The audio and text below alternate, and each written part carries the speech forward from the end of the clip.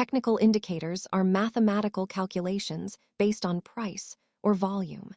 They help investors visualize market trends and momentum. At their core, these tools look for recurring patterns in historical data to help traders identify potential shifts in market supply and demand. With over 100 known indicators, it is easy to get overwhelmed. Beginners usually start by mastering just one or two core metrics.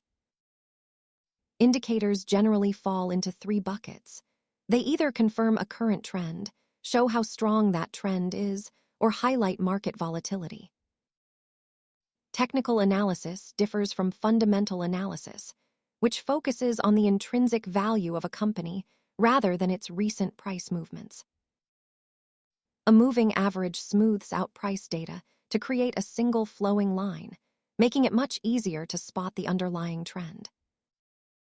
Remember that these tools reflect past data. They are helpful for analysis, but cannot predict the future with absolute certainty. Understanding these tools is a great step in your financial journey.